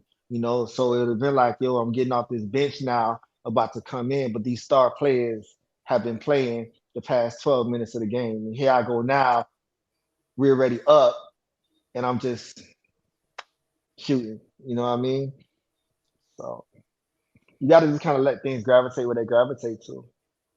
Mm. Okay. Okay. So there was I mean, if you were to do things differently, would you have put more effort and time into Marcia's situation? I definitely would have got a chance to get to know her a little bit better. Mm. Definitely, she's a very intellectual person. If you look past the designing and the fashion and the figure and everything, she's very intellectual. She's a deep thinker. Like she'll be thinking about something, she'll call me days later and like, yo, She Anthony, I does. just thought about this. And yeah, she's a deep thinker. She's a deep thinker. I spoke to her as well, and she's quite the intellectual person, self-reflective as well. So that makes a lot of sense as well. I get that. Okay. So obviously Marcia then it was knocked out the race then. So I want to see these statements corroborate. So was it always Cynthia from number one? Actually, sorry, I'll pause before we get there. I've missed out somebody. Mercedes. I apologize. Mercedes was also a connection for you, but I know it ended kind of prematurely, quote unquote. What was that journey like for you, Mercedes? It was good. It was good when it was good, I guess. She's a sweetheart. You know what I'm saying? Um, but I feel like early on, I was out of the running because of who I am. You know, she said that many a times before that my life is just a certain way that she's not used to, which is definitely you got to respect the person because some people come in your life and act like they could keep up with the race or whatever it was, and they'll either drag you down or they'll tap out and leave you hanging. You know, so for her to just be honest about it early on and tell me, but you know, "Hmm, let me still talk to you, get to know you a little bit, and see if I could kind of, you know, adjust it or see where I could fit in a little bit." And I guess that just never happened. So she gravitated to where she was supposed to gravitate to. Mm. Was it a strong connection between you and Mercedes though? Did you feel like I a would strong say connection? so. I thought it was. I don't know on Mm. her end. You know, I can only speak for myself. Because I mean, her friend, her date, the date that you, okay, date, but the meeting the friend date that you guys had, where the friend comes, I met her ex. I didn't meet her friend. Only Mark sorry, Anthony her met her ex, friend. sorry, that was it, her ex, and he Yeah. gave you a cosign, you know, he said out of you yourself and you and Mark Anthony, he gave you a cosign. He was like, look, Mark Anthony's ready to go, bruv. So not Mark Anthony, Anthony's ready to go. Like Anthony looks set, etc., etc. He actually chose you. I did hear that. And that was very respected. I got good vibes from him too. I like hit up that day and like, yo, that was a cool ex. You know, we really vibe. Um, but Mercedes will always say, you know, this is the woman that she is today. I fit more into the woman that she wants to be later.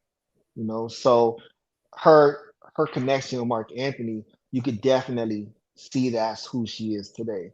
You know what I mean? And you can see that organic chemistry between them. So even though yeah, I got the cosign from Homeboy because for the long term, he could see me in her future husband, kids, is that. But at the Immediately. end of the day, you have to understand where she is today, and that's who Okay, she is today. makes sense. Did that hurt to? Because I ain't gonna lie to you. I thought that was your number one choice personally. It was for a minute. Don't get me wrong. It was. It definitely was. Mm. Did what the like the way we parted ways hurt? Yeah, man. No, we had to have that conversation, man. It definitely needed to happen. Was it disappointing? Um, Slightly disappointing. I will say. I looked at it like, damn, you ain't even about to try this. But at the end of the day, I realized you can't force nobody to be where they don't want to be because they I gonna end agree. up having resentment later on. You know, they might end up acting out later on. You can't blame nobody but yourself because you forced them into that situation. You try to convince them that they could be what you needed. You should never have to convince nobody of that. Mm. I hear you on that, bro. Respect it, man. I respect it. Now let's talk about this main connection because this is where the heat is. You know what I mean? That's what the heat is. So people are waiting for. They want things to be addressed. Okay, my first question is this. Okay, um, has it always been Cynthia? As far as what? As far as you know, who you had your eyes on, because I'll be honest with you. I'll repeat what Cynthia kind of said, which was basically it's always been you. It's always been you. Like pretty much, Andre wasn't really in the like. I mean, Andre was a little bit, but wasn't really there. So that's what she told us. That's what she told us. I'm just going by what I was told in my interview. Andre wasn't really there. Like the show did too much, basically, too much editing because it wasn't that deep. But for you,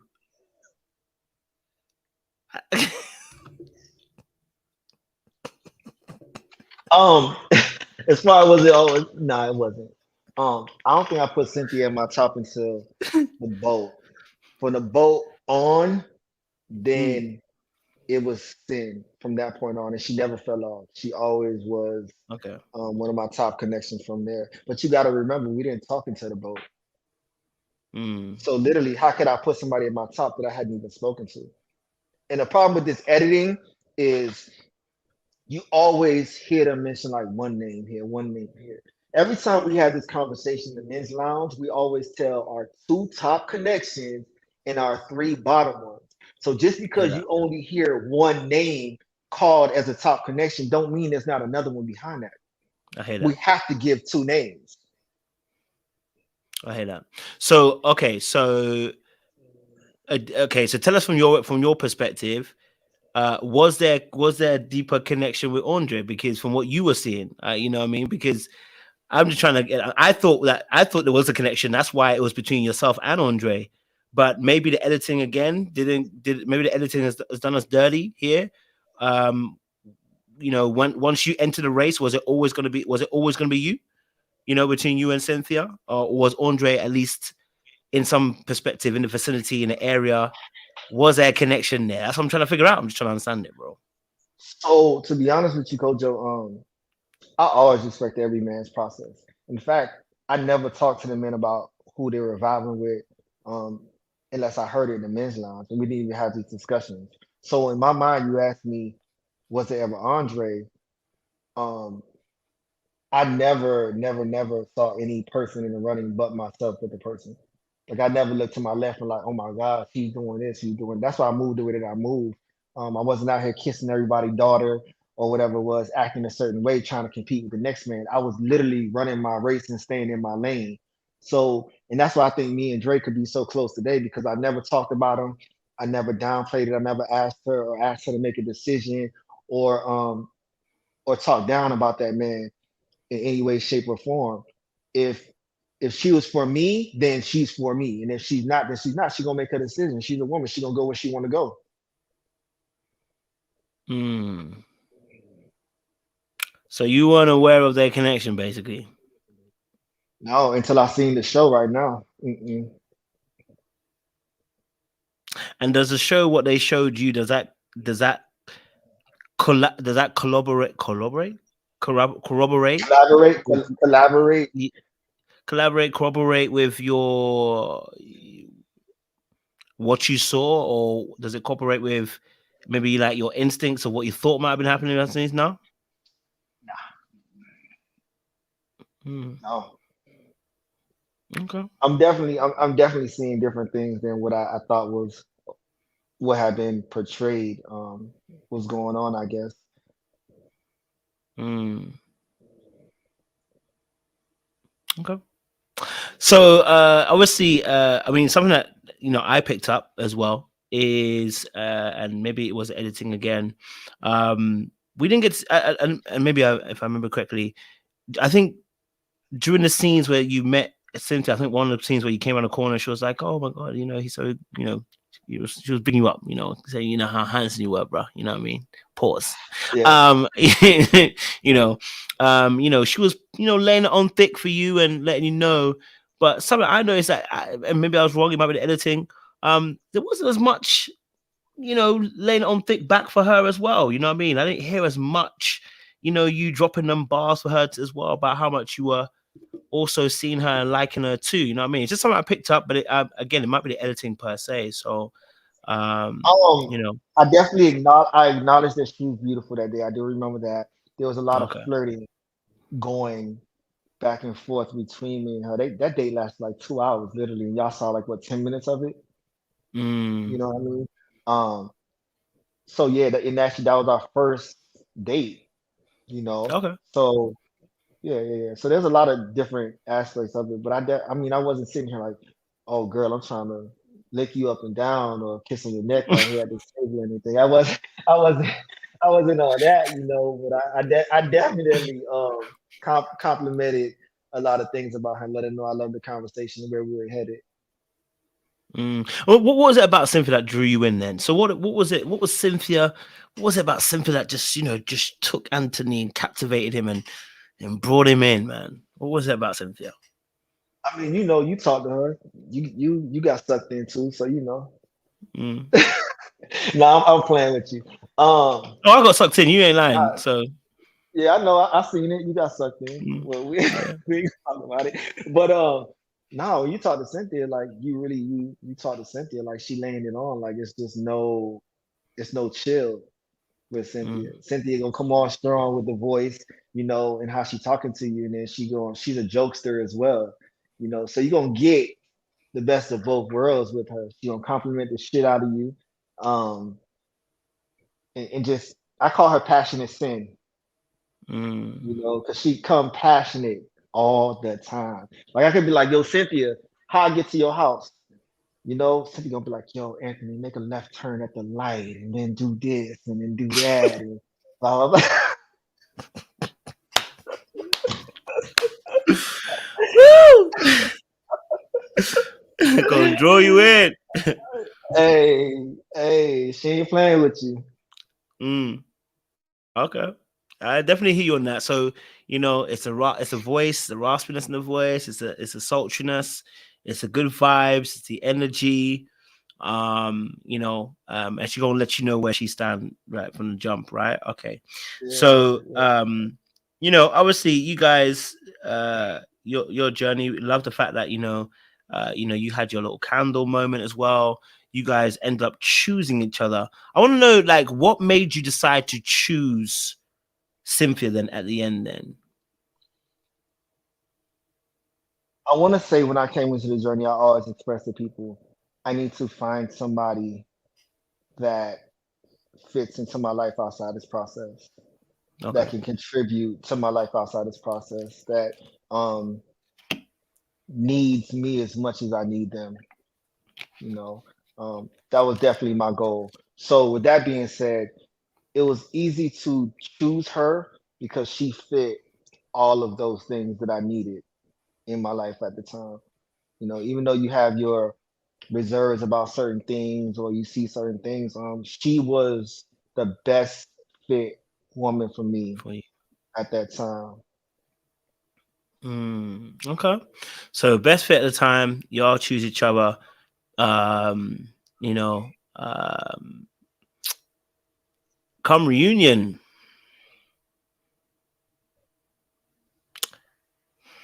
Come reunion. Y'all sitting on the couch. We see you two. It's not looking good, bruv. Yeah. She got her back to you. There's a gap between the two of you. I can literally sit in between the both of you. I'm quite a big lad anyway, but that space was huge. Um, I want to get your perspective just on the reunion, and then I'll ask you to fill in the blanks as to how we got there. But that scene where we've seen her sit with her back to you, is it as it looks? What was your thought process at the time? Because we're looking at it and going, I ain't gonna lie to you, that looked hella rude from her perspective. And I did say that to her about how her emotions might have been feeding into why she was sitting the way she was sitting. But did it feel like that for you, that particular scene there? It was definitely an awkward moment. I will say that. At the time, I didn't even realize it was so bad. At the time, I just know that the energy just was off that day. You know, that's why we wasn't like all booed up or cuddled up on each other or anything. So as far as the disrespect aspect of it, I wouldn't have addressed it as disrespect. I felt like it was more of a disconnection, and it definitely Mm. actions were definitely speaking that day. They were definitely speaking. Um, if you didn't know that if we had issues that day, you definitely knew it after that shit. Mm. When you said there was a disconnect, what was a disconnect for you from your perspective? What was a disconnect that you guys were having? I wasn't talking to this person. Like Mm. that was my disconnect. Like I wasn't. We weren't talking. So seeing each other there that day was just awkward. It was just an awkward moment, you know. Were you guys not talking at all? Was it had it been like when you say not talking, we're not really like we're not really talking, or is it like we're not talking at all up until this point? Nah, we didn't have nothing to say to each other at this point, to be honest with you. And that personally was that was I want to say it was a mutual decision to just Okay. yo like you breathe, I breathe, like let's breathe apart because if we don't breathe apart, it's gonna constantly be this, you know. So Mm. Okay. I get it. Before I go deep into that, you had a situation with obviously her baby daddy James. I praised you for the way you handled it. You was calm, you was serene, you was chilled, you was cerebral with it. You made sure old boy was calm and he was are you sure? Cause you said I was pretty frustrated when I got up. You saw me kind of flustered as I got up yeah. there. Well, at the beginning he was. At the end, that last bar he dropped was a little bit flustered. But at the beginning he Man, I was a was. bit I praised flustered you for for how that. calm and serene you were at the beginning because you weren't shouting, you I weren't wasn't. doing what Andre was doing. You know what I mean? But at the end, yeah, You're not supposed to. You're not supposed to give people like that much attention, that much energy. To be honest with you, James is not a surprise to me. I grew up not far from when Cynthia and James grew up. I've been in the hood. I've been in the streets. Um, I know people that haven't evolved. I know where people prioritize themselves and stuff.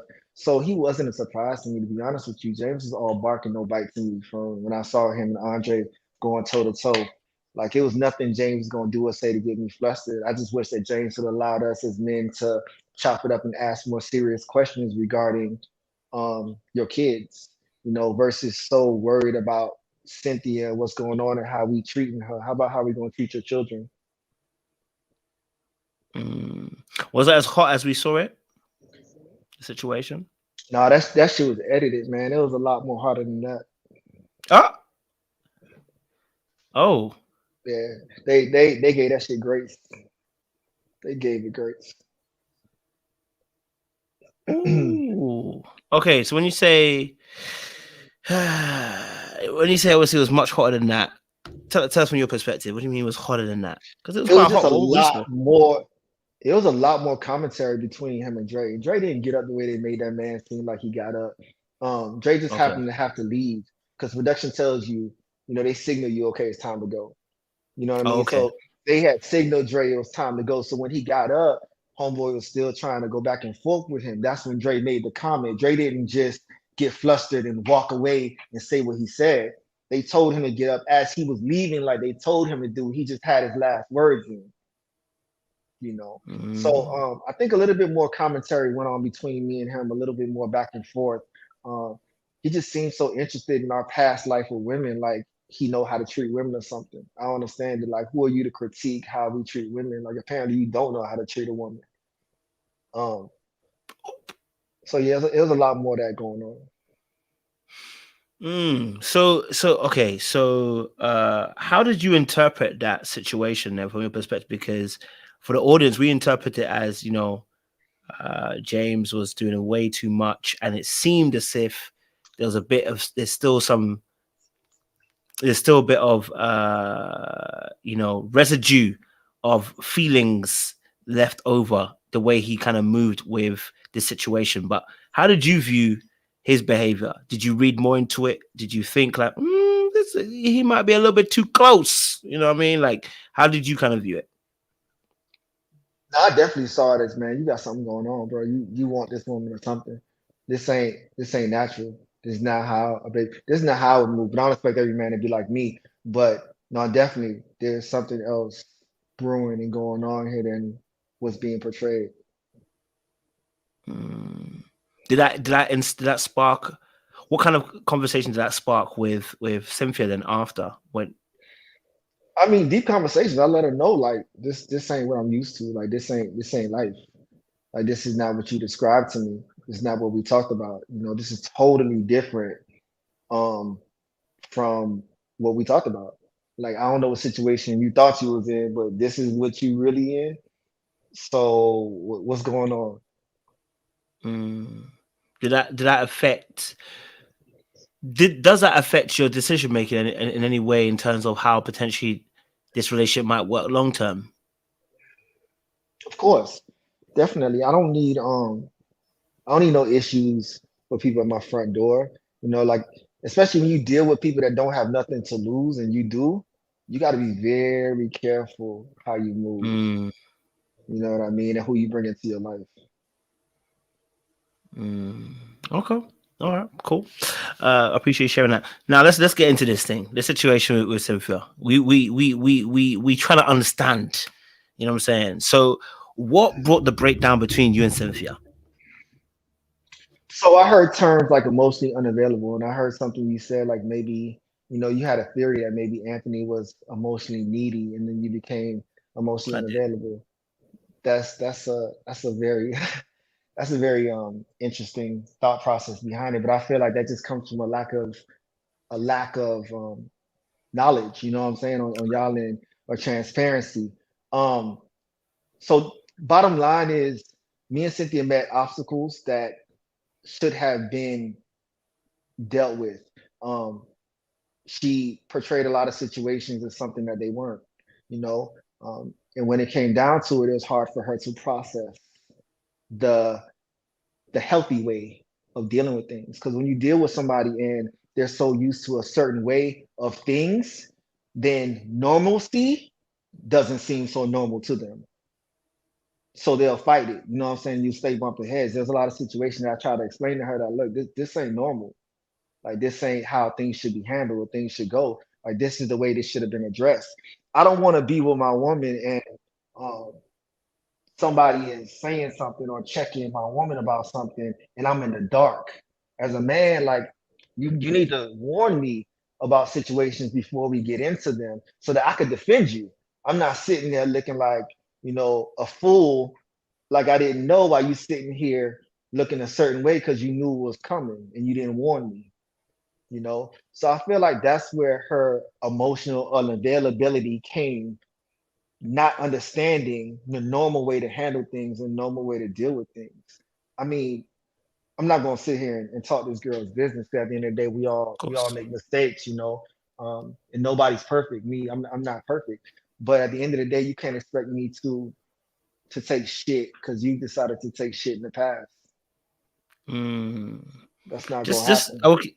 You don't have to tell us that thing. I think where we're trying to understand. So, is there a specific moment where it's like, this is really not it, how we're handling stuff? Is there a specific moment where this important time in that relationship where you're like, yeah, this is not how we're handling stuff. I don't like the way we're handling the relationship and handling our responses to certain situations in relationship.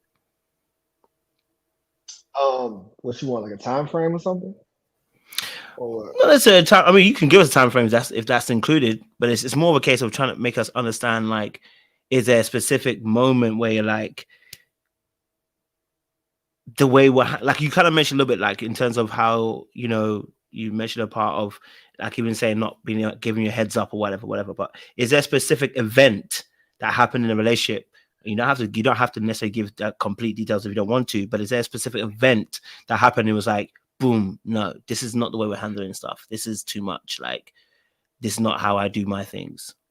I think it was so when you're trying to help somebody understand something and that how they handle things an inappropriate way or a wrong way, and they're not getting it, but yet you still decide that you want to work things out and you want to be patient with that person and work through it with them because you understand that everybody deserves grace, but they're still not understanding where they're wrong.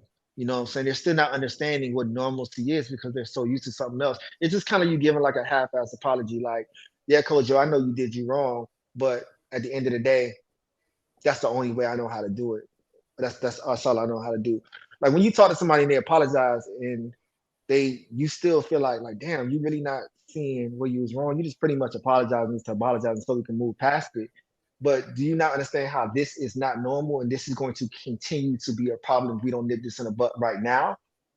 Mm, You're gonna keep dwelling over the same stuff. You're gonna keep going over the same situations. And I feel like there was a disconnect on that to a point where, like, look, um, and I think there was a comment that she made where she says Anthony is not easy to get over stuff or whatever it is. And she just said, yeah. like we mentioned those red flags. Like if everybody saw red flags at the end of the day and had separated themselves from the situation, they would have saved themselves from a lot of bullshit later on. They chose to ignore those red flags. Now, if I choose to ignore these red flags and continue with you, whatever shit comes my way is my fault because I saw them and I I kept agree. going with it. Mm, mm. I'm hearing you. Okay, I'm hearing you. I'm hearing you. So you're saying that for you, the way that your things were being handled, you're seeing red flags, and if you ignore it, then then this breaking down later on, this is it's gonna be on your neck in a sense. So you're stepping aside because you can see that there was some ways that were being handled. It's not for you. It's not normalcy. Like it's not healthy. You know what I'm Mm, saying? Like it's not what you come into when you're trying to set a foundation with somebody that you say you want to grow with and spend the rest of your life with. mm. Shit. Now I'm trying to. Now I'm intrigued. I'm like, what happened? Now, now, now I'm like, you better give us an example because we're trying to understand where you're coming from. Do you know what I mean? You know, give us an example. Give us an example of something. You want an example? Let me give you one. Yes. You know how like when you applying for a job, right? Mm-hmm. And they ask you criminal background history questions. One of the questions they ask you is, have you ever been convicted of a crime? Okay. And they run your background check, right? And they come back and be like, yo, you got arrested 3 times back in 1988 or whatever it was. And you're like, yeah, I know. And then they say, why you ain't respond to that? Because you ain't asked me if I've been arrested. You I asked me get if I you. ever got convicted of a crime. You got to ask me the right questions to get the right They do answers. semantics. Mm. Mm. Okay. So would you agree with her statement? You kind of touched on it earlier that when she said she's emotionally unavailable. Would you agree that statement? To a certain point, I don't know if I would say emotionally unavailable. I think I would probably use the term um, emotionally unaware because the girl has emotions. Y'all seen this young lady cry on TV. Oh Y'all yeah. seen her express herself. Y'all seen how deep she is. You understand Mm. how she yearns and she wants a deeper love and she wants to be loved.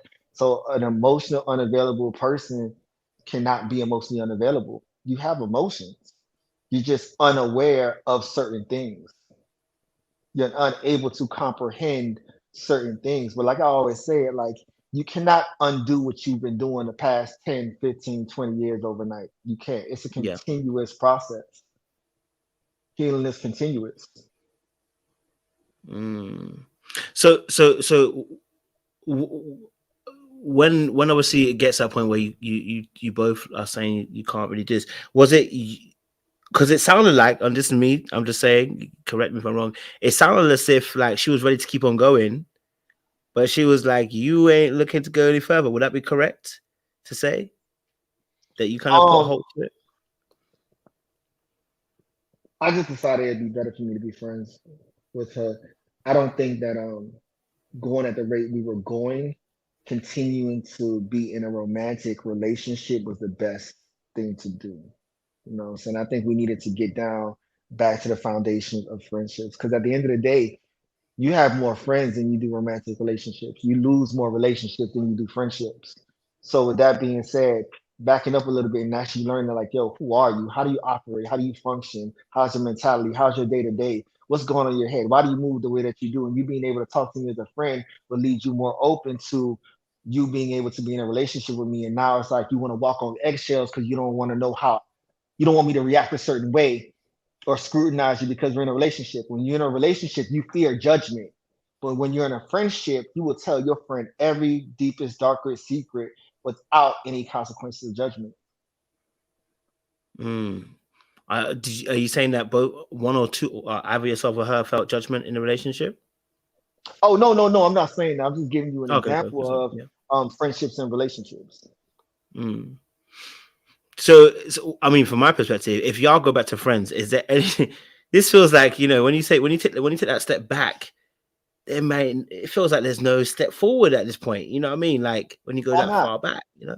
Why not? Why do you say that? Well, well, when you've gone further already, I mean, romantically, you've enjoyed each other, and you said, we like each other, blah blah blah. Taking that step back to being friends, eh, it usually is the end of the line. Mm. You know what I mean? So, for me anyway, usually it's the end of the line. Do you know what I mean? So I'm not saying that it can't progress for you two, but I'm saying when we step back, why can't we? Because why can't the train keep moving forward and we be friends? Why is it we're stepping back to be friends? Do you know what I mean? But when you say stepping forward to be friends, what does that include? What kind of friendship are you describing? So so when we talk about friendship, we're talking about interpersonal connection, right? Friends are attracted by interpersonal connections, which means values, attitudes, behaviors, goals, ambitions. We are attracted by those particular things, right? So in the train going forward, I'm not stepping away from the romance of the relationship, but I'm going to step up in pursuing more knowledge and understanding of you in those particular capacities. But when we step back and then say we're going to focus on the friendship, we're almost quitting the romance and saying, put that on hold. Let's just focus on the friendship. But oftentimes when that train stops, oftentimes the fire that goes with that romantic aspect tends to die with that train saying, we're going to stop. That locomotive ain't going nowhere. That aspect kind of finishes, and it's like it's very hard to again to restart the locomotive and go, all right, we'll continue the romance and the friendship together. Do you know what I mean? Does that make You're not supposed sense? to continue the romance and the friendship together at that point. That's the whole point, to take the romance aspect out of it so you can get down to the root of the person and not be clouded by the romance aspect of it. Mm, okay. I mean, I would disagree, but I hear what you're saying. Yeah, yeah, I hear what you're saying. Okay, so where are you and Cynthia now? For you now, is it just a friendship now? How would you describe the relationship between yourself and Cynthia? yeah. It is a working friendship. Correct. Okay, It's a working friendship right now. okay. So it's a working Cynthia's a friendship that has hope. Cynthia's Yeah, go. she's Yeah. she's an amazing person. She's a good. She never Cynthia doesn't come off as trying to be perfect. She's human. At the end of the day, we all make mistakes. Um, and we all just have to live with our mistakes, and we all just have to do what we need to do to move past it and continue our healing journey, so we could be better for whoever comes into our life. You know what I mean? So I feel like the public was so consumed over the TV Cynthia and how it came off as she was so well spoken. She's beautiful. This girl is perfect. She has everything that a man could ever dream and want for. You know what I'm saying? But at the end of the day, Cynthia's human. She has her flaws. She has her setbacks. She has her challenges like everybody else does in the world. You know. So I think once you get past that ideation of her being perfect, you can understand that we all make mistakes. And we all gonna fumble. And we all learn things at just different points in our life. No, I definitely hear you on that one. I definitely hear you on that one. I know when me myself and Cynthia spoke, um, you know, uh, I know she was talking about the relationship, and I was, I told her about the guard that seems to be there, and she mentioned there was a guard from yourself as well. Did you feel like there was a guard trying to get to know Cynthia, like an emotional guard? No, to be honest with you, like from day one, I never had an issue getting to know her. Mm, Really, she was very open. Like that Cynthia that y'all got on TV, I didn't get that Cynthia. You know what I'm saying? I got the soft, the open Cynthia. Um, but that being said, I don't think there was a guard, but I feel like there was a hesitancy to disclose certain things because at the end of the day, sometimes we want to black out certain things. We don't want to address certain things. So what certain we do things. is we try to toss it to the side, when we give people this version of us without giving the whole picture of us because we're afraid of how it might make us look or maybe how it might make us feel internally. So I feel like that's something that we as people probably struggle with. But there wasn't a guard up with her. Mm,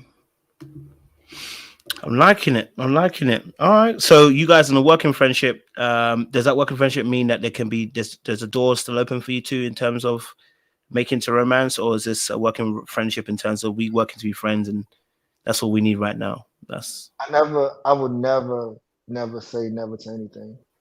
Anything is possible. I can't dictate like what my future looks like a year, two, three from now. I can't say that. You know what I'm saying? So I hear you. All right, cool. Final question then. What did you learn from this process, man? What did you learn from this process of Ready to Love? What did you learn about People, yourself? people ain't shit. Oh, me personally? Okay. No, I'm joking. I'm kidding. Um, I definitely learned that it's crazy because I felt like I knew the public was going to look a certain way. A, a woman could be like, could put on her forehead, "I was wrong," but you still gonna get like, what did the man do? What did he do? Like looking for the man that have done something. You know what I'm saying? Instead of understanding like That's this fair. person is taking an acknowledgement. This person is human. Like women make mistakes too. Unfortunately, men make them mistakes a lot more than women. But women do make mistakes. So I think I Agree. learned, how perception can really go a long way. Just like perception of my doormat, and there were some other speculations outside of your platform, that was really upsetting and ignorant. I realized too, as black people, how we really discredit each other and we don't give each other enough acknowledgement and we really put each other down. Like we always saying like it's other people outside of us that do it, but yo, it really starts at home and it really starts in here, how we treat each other and how we talk to each other and perceive certain things. So I really got a bigger gist and a bigger visualization of that and how people can view certain things and have their perceptions. Everybody that came on that show was vulnerable and they put themselves out there, no matter what their outcome was or different situations they might have had. They're all human. They all took a chance and was vulnerable on that platform.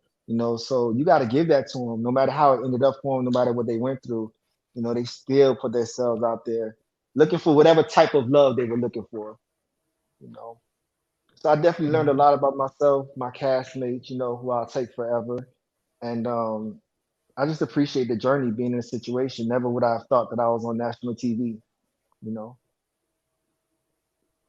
I hear it. I respect it, bro. Any projects that you got going on that we can get behind? Any things in the future? I'm a regular ass dude, to be honest with you. I'm a nurse practitioner. I work at the hospital. You can follow me on Instagram. Look out for my journey if I ever find love. Me traveling, vacationing, taking care of this beautiful princess that I'm raising. Um, I have a medical concierge business that I see patients. If you're in the Miami area, look me up. I'm opening an actual practice sometime next year if I can find a location. But I'm opening a medical office next year, and that's about it, man.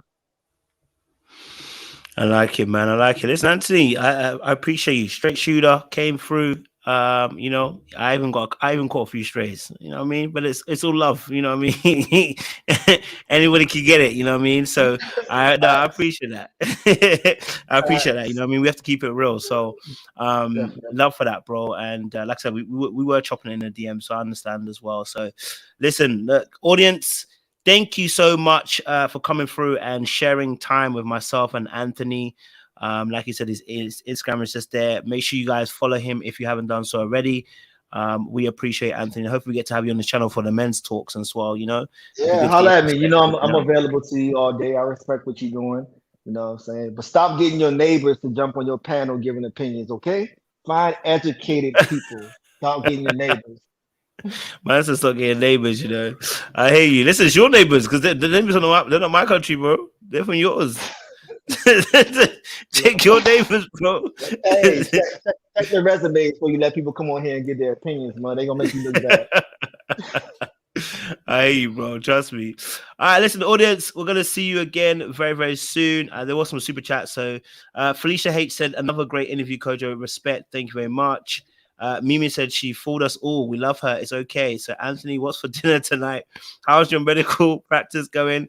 Are you allergic to dogs? Lol. What was the last book you read? And what? Why and what did you get out of it? Yo, she looks like she's trying to get at you, bro. That ain't got Uh, nothing to do with me. You know what I mean? Bro, I bet your DMs are flowing in it. He can't confirm or deny, but he didn't deny either. So his DMs are flowing. But listen, ladies, make sure you enter the DMs as well. Shout out to Island Girl. Said, Coach, I see you over there dressing up. Yeah, listen, I thought I'm gonna spice up for you guys. You know what I'm saying? Give a little, give a little heat over here. You feel me? But listen, audience, thank you so much. We'll see you again soon for another riveting conversation. Don't